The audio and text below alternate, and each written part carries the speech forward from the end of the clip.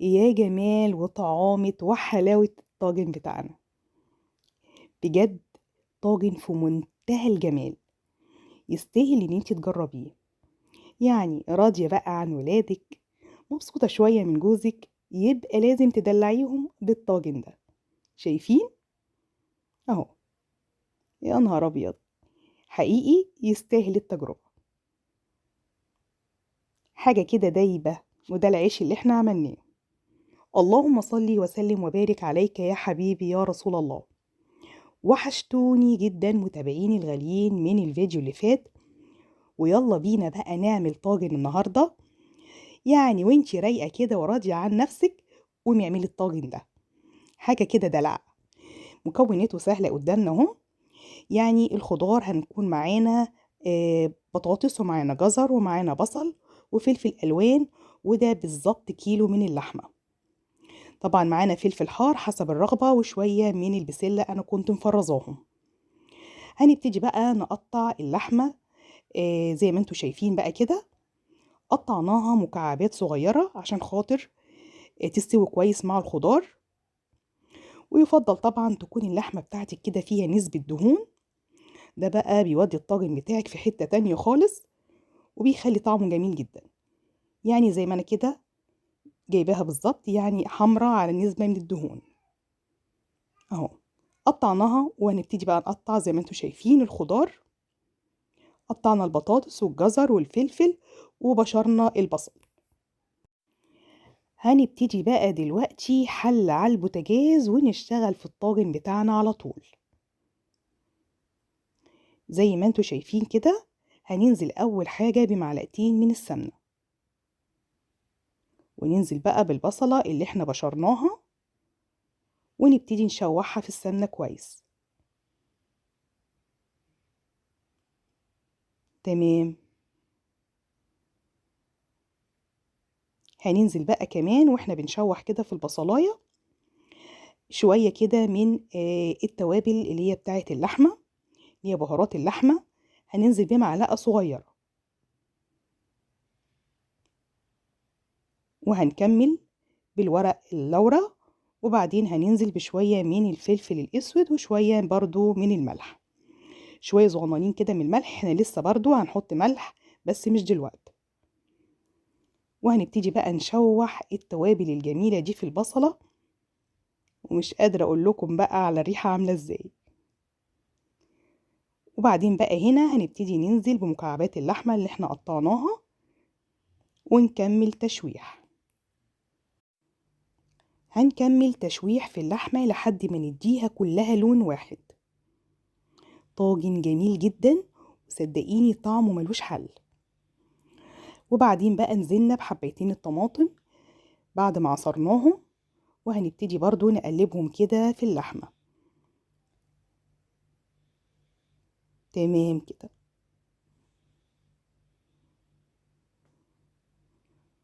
وبعدين هنبتدي بقى مجرد ما يغلي غلوة كده ننزل عليهم بشوية من المية. تكون مية كده غليها في كتل، وتنزلي على اللحمة بتاعتك على طول. واقفلي بقى على الحلة بتاعتك، ويلا بينا على العجن. زي ما انتوا شايفين احنا هنعجن دلوقتي الرغيف اللي هنقفل بيه الطاجن بتاعنا. ويعني لو بقى عني كده شوية من العجين هعمل بيهم رغيفين ناكل بيهم الطاجن.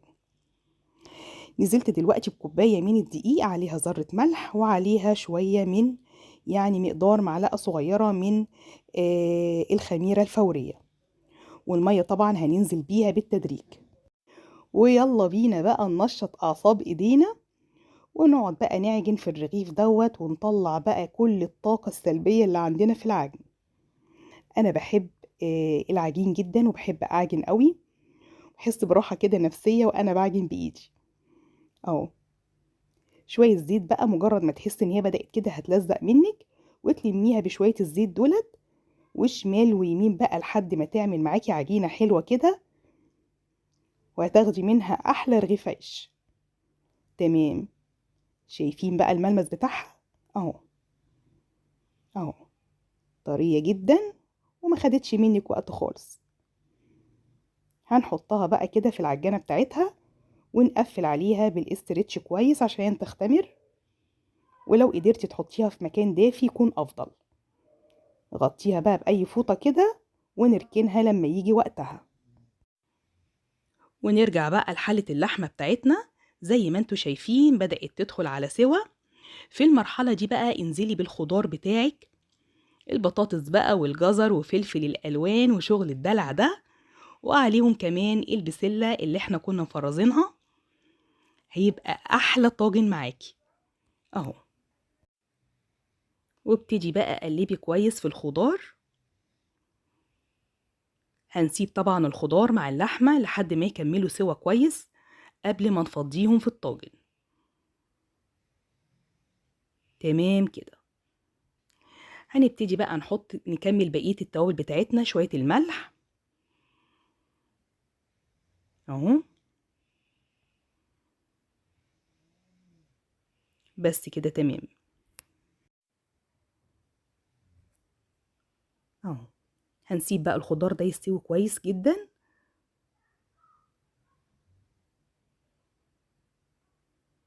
اهو. نروح بقى نحضر العيش بتاعنا. هبتدي كده اشوف كوباية الدقيق عملت لي كام رغيف. زي ما قلت لكم انا هعمل رغيف هقفل بيه الطاجن، والباقي انا هعمله نغمس بيه كده الطاجن بتاعنا اهو. والله الموضوع سهل وبسيط، وطول ما انتي بتعملي الاكل بحب وبرضا وبنفس مهما قصرتي فيه صدقيني هيطلع برضو حلو اهو. دي المج اللي احنا طلعناه من الدقيق عمل لنا بالظبط 5 رغفة. هنغطيهم برضو كده يرتاحوا 10 دقايق وبعدين نبتدي نفرد فيهم. عدى ال10 دقايق وهنبتدي بقى زي ما اتعودنا رخامتنا نضيفة ومتعقمة وتمام. شوية من الدقيق عشان العجينة بتاعتك أو الرغيف بتاعك ما يلزقش، وابتدي بقى افردي فيها بالشكل اللي انت شايفاه اهو. فردنا أول رغيف وهنبتدي بقى نقفل كده الطاجن بتاعنا، وهنديله كده مسحة من اللبن. وزي بقى ما انتوا شايفين طلع معانا أحلى طاجن. أخد في الفرن بالظبط يعني 10 دقايق. أخدنا بس الوش كده اللي على بتاع الرغيف كده يحمر وتطلعيه على طول. لا خد مننا وقت ولا مجهود ولا أي حاجة، وبصراحة هو يستاهل إن انت تجربيه. العيش بقى مش قادرة أقول لكم ملوش حل اهو. الخضار يتاكل قبل حتة اللحمة من جماله.